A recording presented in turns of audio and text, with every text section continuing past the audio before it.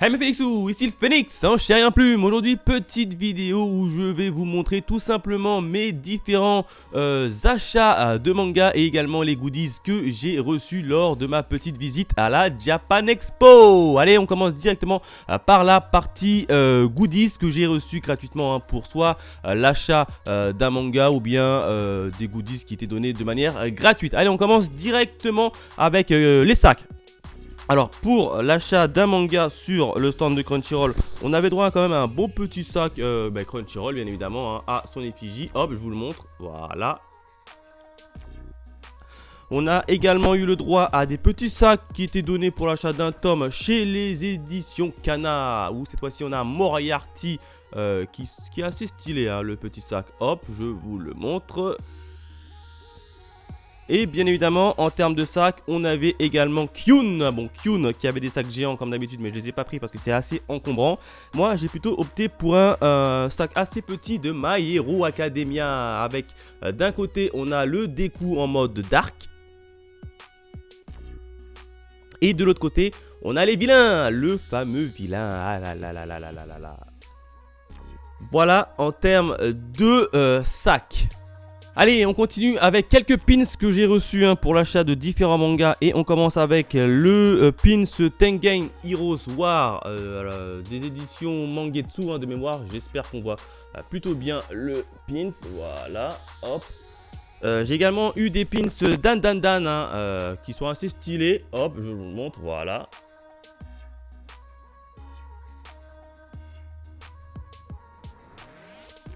Et avec ça, j'ai également eu un éventail de Piccoma qui était distribué gratuitement pour tous les visiteurs de la Japan Expo. Voilà la première face et la deuxième face. Hein. Bon, il y avait également un jeu où on pouvait avoir différents lots si on retrouvait les différentes étoiles qui étaient cachées dans tout le Japan Expo. On continue avec un petit lot chez les éditions Omakebook où grâce à l'achat en fait de différents mangas chez Omakebook, je participais à une loterie et durant la loterie j'ai gagné un DVD du joueur du grenier, hein, la saison 5 qui m'a été offert, enfin que j'ai gagné grâce à une petite loterie. Hop, je vous le montre, voilà. Alors a priori c'est la saison 5 du joueur du grenier avec pas mal de petits bonus, hein. Il y a plus de 6 heures de vidéo. J'ai également eu chez le stand ADN des petits gobelets de ADN qui sont assez beaux, assez stylés en plastique hein. Je vais vous le montrer. Voilà, ça se présente comme ça, ADN avec 3 faces. On a un petit dessin du Collège Noir, hein, leur nouveau petit bijou qui va bientôt sortir. On a Lance Dur, un nouveau manga toujours sur la plateforme ADN. Et enfin Dreamland qui est ici. Et le gobelet se présente comme ça avec ADN en bleu. C'est un gobelet plastifié assez grand, assez cool. Moi j'aime bien sa petite couleur. Bien évidemment ça a été donné gratuitement sur le stand de ADN avec plein de popcorn à l'intérieur. Donc c'est plutôt sympa. Évidemment j'en ai 4 parce que je suis passé une fois tous les jours hein, vu que je suis allé à la Japan Expo 4 jours. Du coup j'ai 4 petits gobelets qui va aller dans ma petite vaisselle. On a eu droit également à un petit gobelet chez Kyun hein, pour l'achat d'un manga Valaliant. Et le petit gobelet de Valaliant hein, qui est assez stylé. Hop, j'espère qu'on voit plutôt bien à l'écran. Voilà, en plastique. Donc ça fait toujours plaisir. Du côté des posters maintenant. Alors là, il y en a un peu plus. Du côté des posters. Alors déjà, on va commencer par des petits sneakers. Alors stickers. Hop, là, c'est des petits stickers de pas mal de marques. Bon, assez fun que moi-même, je ne connais pas tout. En tout cas, on a eu également des petites cartes postales offertes par les éditions Crunchyroll. Également pour une petite loterie, moi j'ai gagné quelques petites cartes postales de la série DBZ, hein, Dragon Ball ou même Dragon Ball Super même, qui est comme ça. J'en ai eu également une de Miroir, ça je ne connaissais pas cette petite série. Et j'ai également eu 2 petites cartes postales de Promise Neverland. Hop, je vous le montre, voilà. Et la deuxième, elle est ici. Chez les maisons d'édition Mehan, j'ai une petite photo cartonnée de Succubus Hitman, leur dernière série qui est assez cool, hein, que moi j'ai bien aimé. Bien évidemment, c'était offert pour l'achat d'un petit homme à leur stand. Voilà. Et j'ai également eu un petit poster cartonné de Coq de Baston. Vous le savez, un de mes mangas favoris.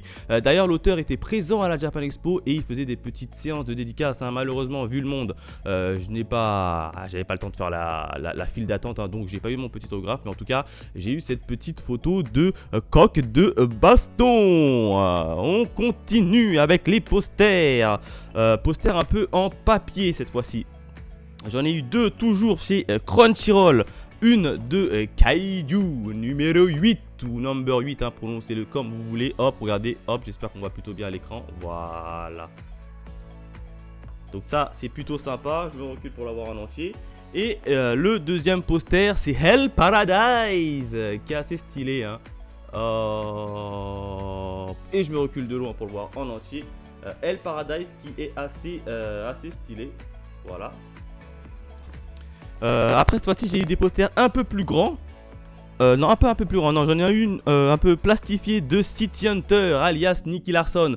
Puisqu'on avait également le créateur, hein, de City Hunter qui était présent à la Japan Expo. Je suis allé à sa petite conférence, c'était fun. Et en plus de ça, il nous a annoncé un petit film qui va sortir en 2024. Et on avait le droit à un petit poster de Nicky Larson ou City Hunter. Oh là là là là, regardez-moi ça, juste magnifique. En termes de poster, c'est pas fini, hein, puisque on m'a offert également, alors tout ça ce sont des goodies, c'était soit pour l'achat de différents mangas, etc. Ou soit qui étaient offerts comme ça, hein, de TPN cette fois-ci en grand, en très grand même. Alors là je vais plutôt me reculer.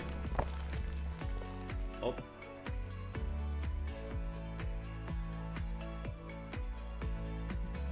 Voilà, donc ça c'est plutôt sympa. Et j'ai également eu un autre poster cette fois-ci de Fire Force. Hop.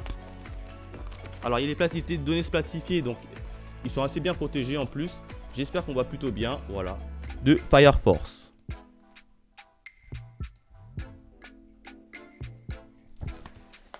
Et enfin les deux derniers posters, ceux-là je les ai achetés. C'est des posters en 3D qui sont juste magnifiques, hein. Regardez-moi ça. Alors je sais pas quelle tête vous verrez vous, mais en tout cas il y a... Alors sur celui-ci il y a deux faces. On a Rock Lee qui est un peu énervé, hein. J'espère que vous le voyez. Là, je pense que vous voyez Rock Lee. Hop. Et hop, quand on tourne légèrement, on a Gai Sensei qui tape la pose. Donc ça, c'est des petits posters en 3D qui sont du A5, hein, si je dis pas de bêtises. Ouais, c'est du A5 qui sont tellement jolis. Regardez-moi ça. Hop, hop, hop, hop. J'espère que vous voyez les deux faces. Moi, en tout cas, je les vois les deux faces. Donc, je sais pas comment ça va rendre à la télé. Mais en tout cas, c'est super joli au niveau de ce poster 3D que j'ai vu. Donc, je les ai achetés. Évidemment, j'en ai acheté un deuxième toujours chez la licence Naruto. Et cette fois-ci, je me suis chopé, oui, Toby. Alors pour ceux évidemment qui sont pas à jour sur Naruto, hein, arrêtez-vous là parce que ça va spoiler puisqu'on va voir Toby sans masque. Donc voilà, là on a le Toby des débuts de Naruto Shippuden avec le petit masque orange. Quand on tourne légèrement, hop. Attends, voilà, là on a le Toby avec le masque blanc et ses deux yeux qui sont assez stylés. Et attention pour ceux qui ne sont pas à jour, sortez parce que ça va vous spoiler. Et on va voir le Toby sans masque. Hop. Voilà, là normalement vous voyez le Toby sans masque. Donc c'est magnifique. C'est juste magnifique. Ça dépend comment tu le regardes, tu as différents visages. Du personnage sur le tableau, donc ça c'est vachement cool. Hop, là ici il y en a 3, donc je les ai trouvés tellement beaux, tellement jolis que je me suis chopé tout ça. Et j'ai pas fini puisque je me suis chopé également une lampe pour mettre dans mon décor, puisque ma lampe qui est côté droit ici que vous voyez à l'écran, elle est morte, elle ne fonctionne plus. Du coup je vais la remplacer par celle-ci. Alors je l'ai pas encore installée dans mon décor. Mais en tout cas elle était jolie, du coup je me suis pris une petite lampe en verte et elle fera partie de mon décor prochainement, en tout cas dans mes prochaines vidéos. J'ai également acheté deux petites maquettes, hein, des bateaux de One Piece, hein, vous le savez, la petite série continue toujours sur cette chaîne. Et cette fois-ci je me suis chopé le bateau de Ace, hein. Donc vous verrez prochainement une petite vidéo popée avec la présentation du bateau de Ace qui est vachement cool. Hop. Et bien évidemment, j'ai pris un bateau d'une Yonkou, hein, puisqu'il s'agit de Big Mom. Petit bateau assez cool. Qui va être assez compliqué de le monter, je pense, parce que le bateau de Big Mom, il y a beaucoup de détails. Mais en tout cas, je vous ferai la présentation de tous ces petits navires. Voilà en ce qui concerne mes différents goodies. Et cette fois-ci, on va passer à la partie achat manga. Allez, je sais que vous l'attendez tous, puisque cette fois-ci, c'est parti. Je vais vous montrer les différents achats manga que j'ai effectués. Et il y en a un paquet. Alors, je les ai classés par maison d'édition. Et on commence par la maison d'édition de Pika, où j'ai acheté 3 titres, et on démarre avec la nouveauté, Gachiakurata, c'est comme ça que ça se prononce, Gachiakuta plutôt. C'est une petite nouveauté qui me faisait de l'œil, du coup j'ai pris uniquement le tome 1 puisque le tome 2 est déjà sorti, mais je me suis chopé seulement le tome 1 et j'ai hâte de savoir si ça vaut le coup ou pas. Ceux qui l'ont déjà lu, n'hésitez pas à me laisser dans les commentaires si ça vaut le coup de l'avoir acheté ou pas. Bien évidemment, je me suis chopé Witch's War, le tome 3, une de mes séries favorites qui se voit des femmes qui ont réellement existé se battre lors d'un petit battle royal qui est assez cool. Bien évidemment, je fais des reviews sur ce titre-là sur ma chaîne secondaire pour ceux que ça intéresse. J'ai également pris You Reveal Past, le tome 2 et le tome 3. Qui sont juste ici, qui sont assez cool, assez fun. Petite histoire où c'est un petit garçon qui a perdu la mémoire, qui revient dans une nouvelle école et a priori, avant de perdre la mémoire, c'est un petit tyran, un petit enfant tyran, et il a tout oublié. Du coup, ses camarades qu'il a retrouvé, lui font passer un petit savon chez la maison d'édition Kana. J'ai pris seulement un petit titre, oui, mais 3 tomes, puisqu'il s'agit de Togenanki, avec le tome 5, 6 et 7 de Togenanki. J'adore tout simplement les jaquettes de Togenanki, elles sont juste magnifiques. Oui, je continue Togenanki, j'avais bien aimé les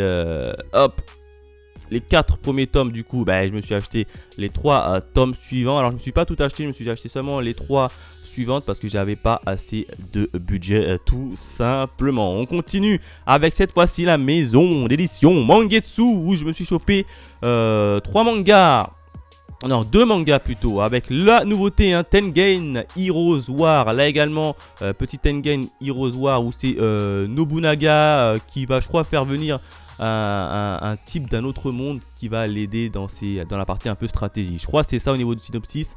C'est une nouveauté qui est sortie il n'y a pas longtemps de ça. Du coup, je me suis chopé ça parce que j'adore vraiment les graphismes. Je me suis également, bien évidemment, chopé le dernier tome qui est sorti, Coq de baston, tome 5, où on avait également l'auteur à la Japan Expo qui faisait une petite séance de dédicace. Mais moi, je n'ai pas eu la petite dédicace puisque la file d'attente était vraiment trop longue, donc j'ai préféré kiffer les autres stands de Japan Expo que de rester là pendant plus de 2 heures à faire une file d'attente pour avoir un autographe. Mais en tout cas, le tome 5, il est là. Et puis je vous l'annonce dès aujourd'hui, je ferai des reviews sur ma chaîne secondaire sur ce titre-là, parce que c'est tellement déjanté et kiffant que ça mérite une petite place dans la partie review de ma chaîne secondaire. Chez les éditions Soleil Manga, je me suis chopé un petit titre, puisqu'il s'appelle La Vengeance du Souffre-Douleur, tome 4, si je dis pas de bêtises. Ouais, c'est ça, tome 4. J'adore tout simplement cette petite série. J'ai fait la présentation de cette série tome 1 sur cette chaîne-ci. Franchement, un pur chef-d'œuvre. C'est un pur chef-d'œuvre cette série. C'est tout simplement un pur chef-d'œuvre. Je l'adore vraiment. On continue mes achats manga avec la maison d'édition Delcourt Tonkam, où j'ai pris 2 titres, enfin un titre, mais 2 mangas qui c'est tout simplement la suite de Dead Tubes.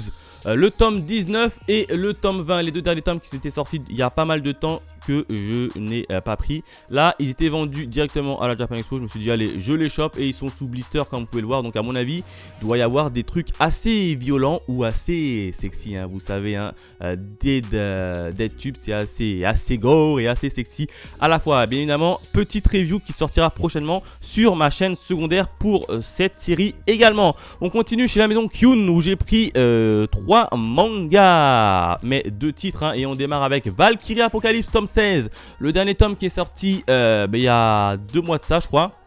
Je m'étais pas acheté, puis je m'étais dit j'allais le choper à la Japan Expo. Bien évidemment, regardez qui on a sur la jaquette. En plus, on a Hades, le fameux Hades, dans une petite pose assez stylée. Évidemment, également, petite review de cette série-là que vous pouvez retrouver sur ma chaîne secondaire. En tout cas, j'ai tellement hâte de le lire. Et enfin, on continue toujours chez Kyun avec Valaliant, le tome 2 et le tome 3 qui sont sortis. J'avais lu le tome 1 qui était vachement cool.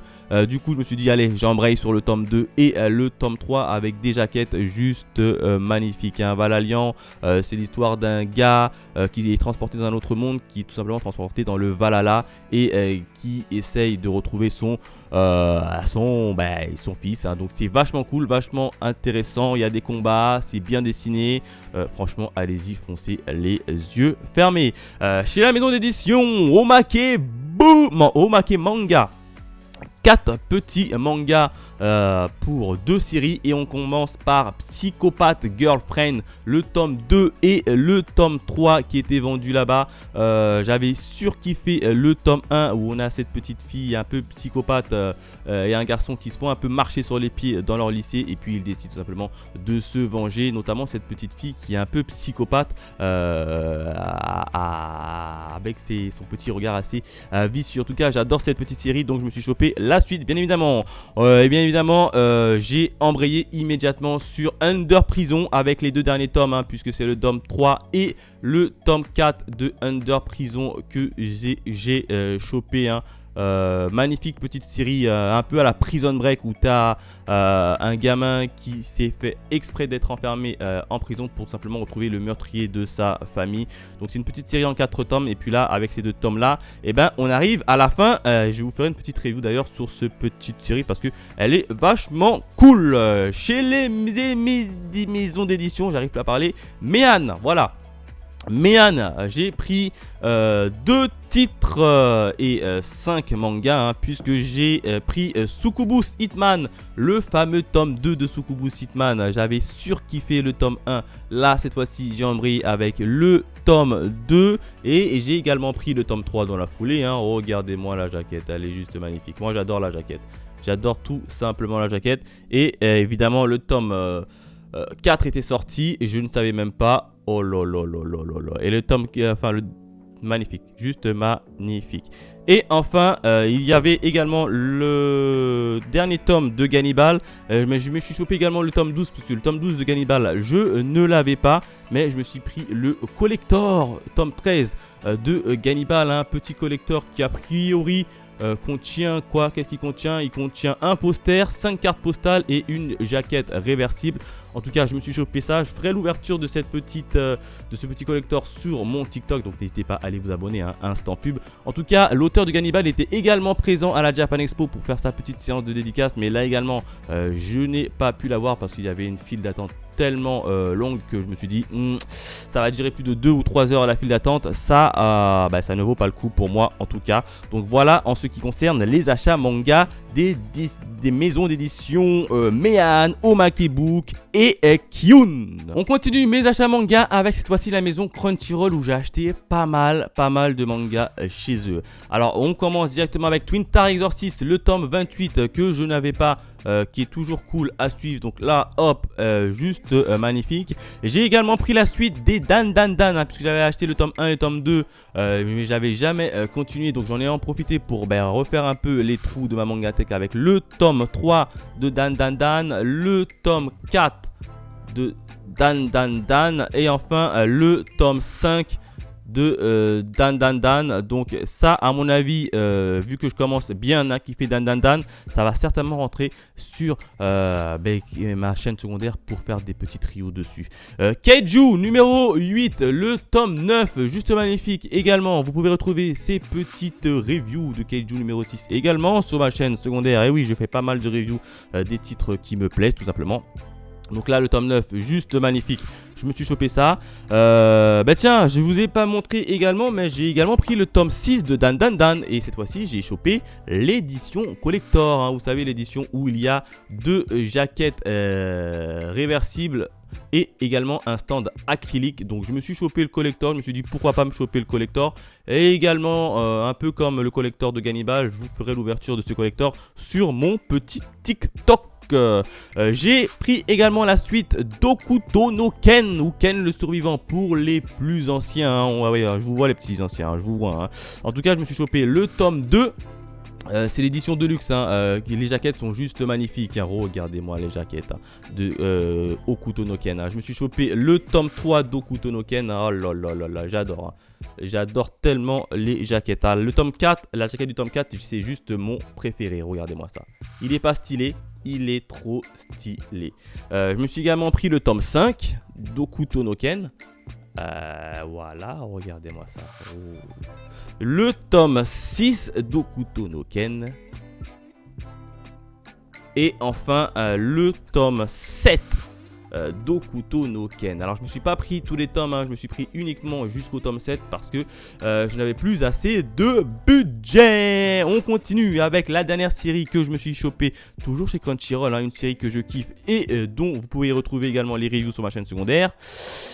Gigantis, tome 2. Wow, lolo. J'avais lu le tome 1, c'était juste un bijou sur le tome 1. Donc là, je me suis pris le tome 2.